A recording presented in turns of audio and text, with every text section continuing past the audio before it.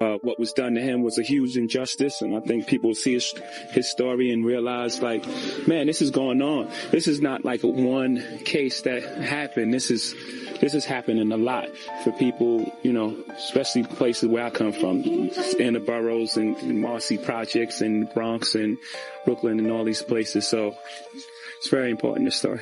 What's good, y'all? It's Obi Meter. So Jay-Z reacted to Diddy fight when a reporter asked him the question how he felt, and he said that it's a huge injustice. Now TMZ released information, right?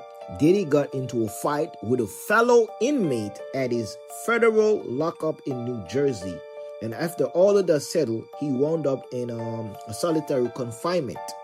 Multiple sources tell TMZ that Diddy went toe-to-toe with the other inmate this week inside the FCI Fort Dix in New Jersey.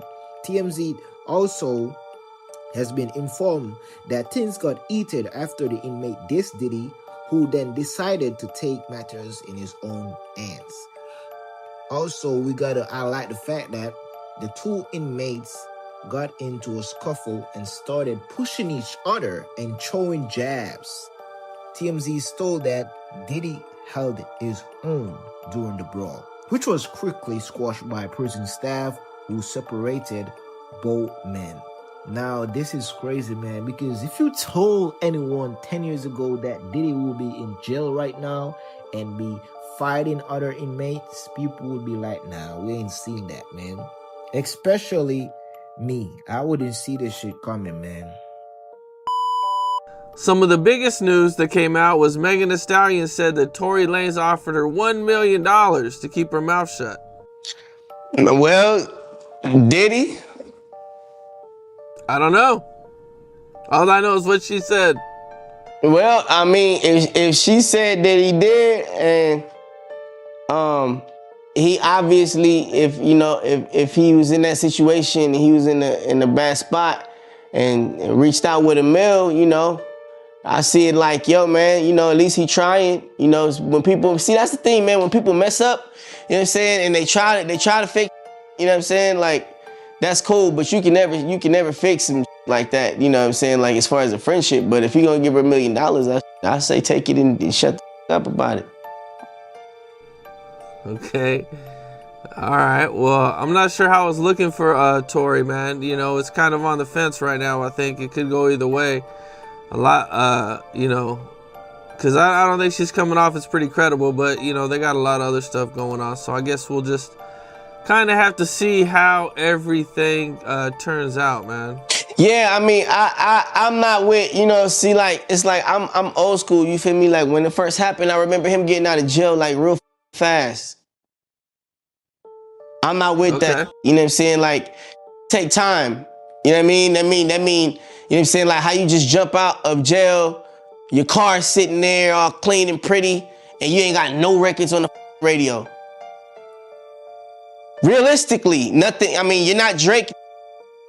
You know what I'm saying? So I'm just looking at it from a realistic, point of view. From what we see, like, you went to jail, you got out, you hopped in, and I think there was a Bentley or a Tesla. You know what I'm saying? Whatever. That was kind of fast, man. That's snitch.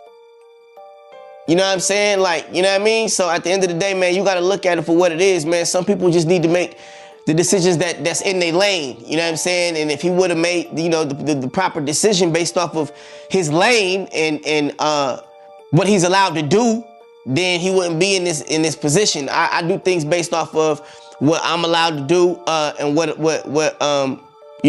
right, and what not necessarily is right for me, but what's politically correct, because I know that as a celebrity, I hold a certain amount of responsibility when I'm in public. So this should have never happened. Him being Tory Lanez and having a gun and going in public and shooting at another celebrity, it don't make sense. And $1 million is something that, you can pay, but it ain't gonna cover up for the fact that you f***ed up your career, son. One of the other things that you kind of made me remember was that Tory Lanez's lawyer is saying that Megan Thee Stallion's friend is the one who actually shot her. Well, you know, a setup is a setup no matter how you put things together. You know, we're not here to put people in jail, but we are here to bring clarity to certain situations. And the clarity comes from understanding that, you know, there is envy in this industry and there is hate in this industry, which are two different words. And when you take hate and you take envy and you try to put those together, that's a strong beast. You know, and some of those people that are sitting around us celebrities, or those people called people of higher, you know, in higher positions, they want our position. And there is nothing, no ifs, ands, or buts about it. And they'll do anything to get it. You know what I mean? And so it's like, at that point, they shoot themselves. So there's no fingers to be put. I mean, we're all adults here. Let's know our lane. You know, if I'm working for the celebrity, then I'm gonna work for the celebrity. I'm not gonna try to be the celebrity by the end of the year. If you know, if I'm the friend of the celebrity, or you know, or the guy that's the head of the show, I'm gonna be the friend. I'm gonna be the friend, and I'm gonna be the friend. Make sure that when he or she is in trouble, I'm there. That's what friends are for. You know, I'm gonna play my role, play my position. I'm never gonna make the person that I'm working for look stupid by any kind of attitude. I'm on the job, number one, and I want a piece of the. If you ever want some money, you're gonna look from, like I said, you're gonna look from the higher power to give you some kind of a way in. I'm gonna ask you for an opportunity. I'm not gonna ask you for money directly. You understand what I'm saying? So I can start from the bottom to climb to the top. I wanna scrub feet. I wanna scrub the floor. I wanna mop the floor. I wanna do something that makes sense to the top man, to where I can be pulled up because of my hard work and everything that I put into it. So why the would I wanna put somebody I'm working for in a position to be off by somebody bringing out a gun or any kind of thing like that, bro? It don't make no sense. We're all adults here. That's what I'm saying. You know what I'm saying? And when you put things into perspective, you know, who's taking care of? You're not taking care of yourself. You're not going to want to take care of the person that's around you, or you're going to work for. I hear what you're saying, man. Definitely. All right.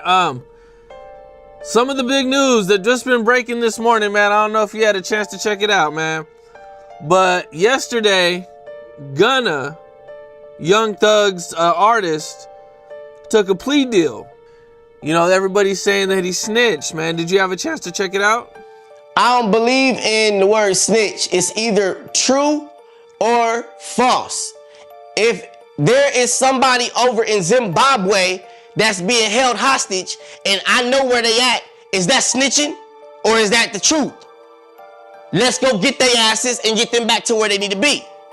You know, people need to own up to what they do, bro. That's what I feel like. You know, like I said, we're not here to put people in jail. We're not here to point no mother fingers, bro. But what it is people gonna own up to what the they do, man. It's time. The sooner I'm gonna blow somebody's brains out, I'm gonna get caught and get the finger pointed at me, and I'm not gonna do my time.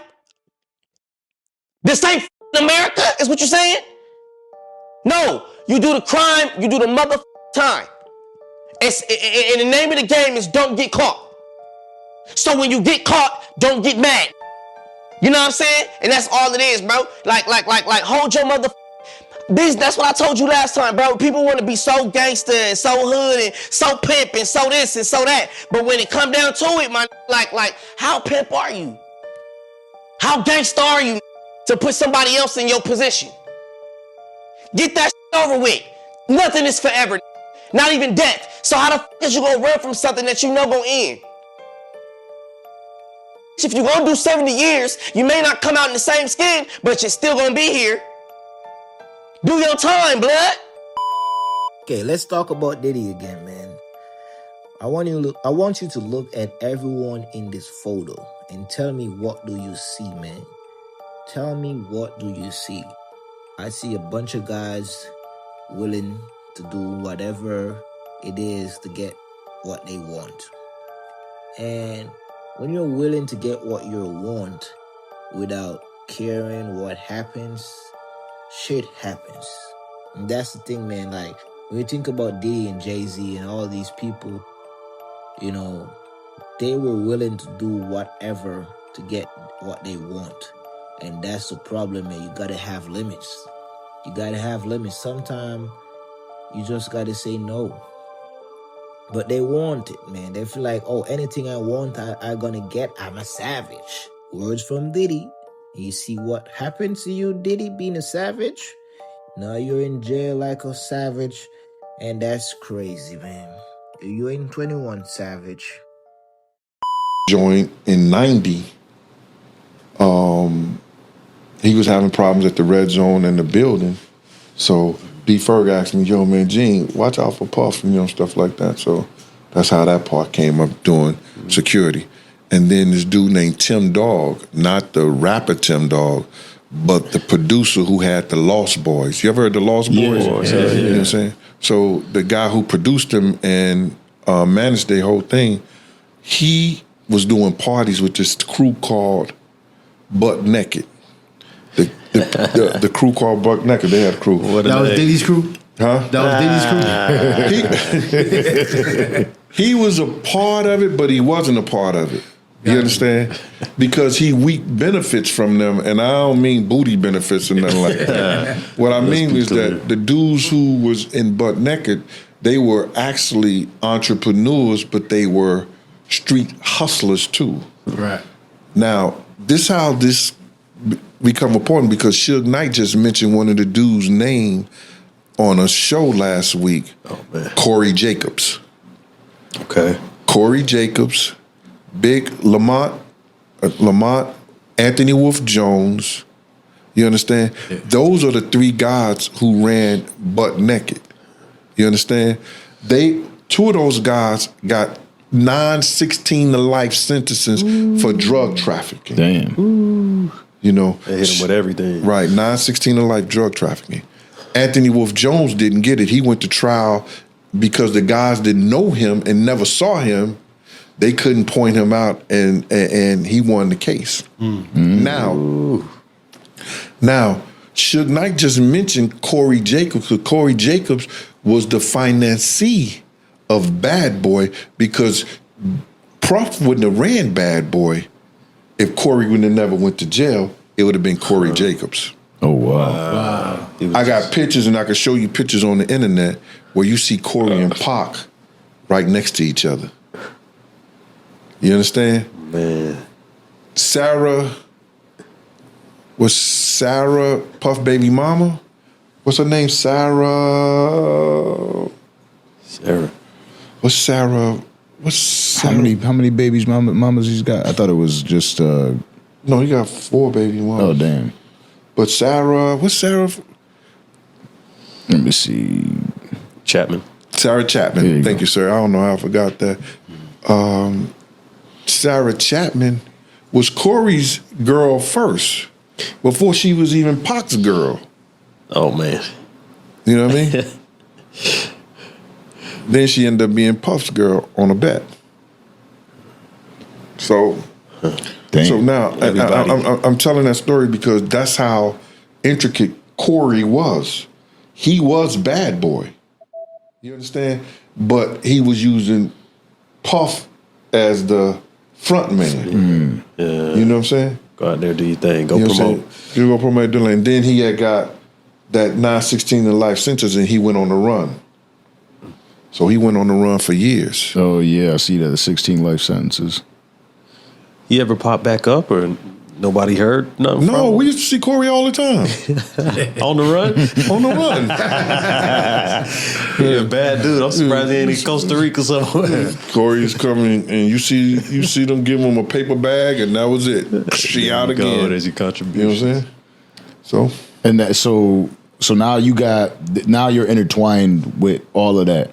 But you pursued a career in law enforcement around that time? Yes, sir. I was in '91. I became a New York State parole officer. You understand? And I still was doing security at the parties and the housing complexes. You know what I'm saying? Yeah. Is that something that you wanted to stick to? Well, the money was just so lucrative, brother. Like I can make anywhere from $1,700 to $7,000 a night at the door. Mm-hmm. Just because guys so important, they didn't want to wait in line. Right. And back there in New York and stuff like that, just say I was in Cancun And it's a place, you ever been to Cancun? There's a place called Daddy-O's. Okay. You know what I'm saying? And every Memorial Day weekend, people used to flood out there. It'd be 300,000 black people in Cancun. Yo, it was enough people to make like 10 Tarzan movies. You know what I'm saying? So now we're out there, and I had this one guy come out there, and his name was Mikey F. He was from Philly. The police killed him in a random shooting or something like that. But he was a big hustler. And he had 3 guys with him. He gave me $1,500 just to jump the line. Damn. That sounds like some shit I would do. You know what I'm saying? Yeah, because he didn't want to wait on line. Yeah. You understand? And I had a lot of guys like that. But Anthony Wolf Jones put me up on game. You know what I'm saying? He said, yo, Gene, let me put you up on something, bro. He said, next time I see you on the security line, be as fly as you can. And I said, what you mean, bro? He said, yo, dog, you could get money. Watch this. Let me show you how to do it. He showed me how to work the door one time. Guys would come up there and, yo, Wolf. What's good, y'all? It's OB Media. So this one is very interesting. I ain't gonna lie, man. From the beginning, Jay-Z speaking about Diddy to Orlando Brown speaking about Diddy and all going on in Hollywood, and to Gene Deal, breaking silence on what he saw Diddy did. You know what I mean? I ain't gonna lie. Like, when you think about it, man, the end of Hollywood is upon us. Right now, when you look around, you see that all your favorite actor, rapper, whoever in the industry right now, their time is technically up. It's expired. You know what I mean? Like, Cat Williams said it in 2024. All lies will be exposed. You understand the cycle that we're in right now, the wave that we're in right now, man. And it's not just happening in Hollywood, it's happening around you too. Look at the people right now who was once on top around you. Just think about the people around you who was once on top. You're like, I can't wait till God, do what he should do to those wicked people. And you see what happened to them. You see so many people who was on their high horse, and taking other people for granted. You see what happened to them. So it's just a wave right now happening. That's why you got to do the right thing, man. You got to do the right thing, because people be thinking, oh, I did this 10 years ago and I got away with it. And people be seeing that and feel like, oh, they can do it. Because if John get away with doing these bad stuff, I can do it too. I just got to be smart enough. But for how long? The question you got to ask yourself, how long you think you can last? How long you think you will get away with taking other people for granted and, just being a bad person, man? You got to do the right thing. That's why I tell my people, it's a long run. It's a long stretch. So whether you're a 9-to-5 worker or you're a business owner, that law applies to you as well. So even though your life right now is not the way you want it to be, you got to understand the law of the universe, where time changes stuff. So if you're doing bad, eventually it's gonna catch up to you. If you're doing good, eventually it's gonna catch up to you. That's the way. So we gotta train our mind to look at these stuff in a different way, rather than looking at it in a way like, oh, everything is all bad. Yes, you see these people, doing bad stuff, but what you can do is to be the example. You can be the change. You know what I mean? You can be the one people look at in a way where this guy is actually inspiring. Because right now, a lot of people right now is losing, role models, people who they once look up to, who they once saw as an example. Now it's like, oh, I don't like this guy. I don't know how I was inspired by him and all of that shit. You know what I mean? You gotta now change the narrative. You got to give kids someone to actually look up to in a positive light. And also, you got to be able to like someone for a version of themselves, because not because Diddy has done all the bad stuff, I can't be inspired by the good stuff that he has done. You know, all the success that he has created as a black man coming from Harlem and all the struggles that he overcome. You know what I mean? Like, I'm inspired by that. I want to learn to be as fierce and brave and strong and determined and disciplined as Diddy. But what I don't want to be is a guy who lost his way and start to hurt other people. So you got to know how to take the good and leave the bad. So it's Obi Media. Thank you for watching, my people. I'm just sharing love. I'm just sharing wisdom, and I'm just sharing a different perspective, man. It's not about just talking about Diddy and all the stuff they did. I want to also, help my people in a positive way where someone might need what I just said, man. So thank you for watching. Much love. See y'all later.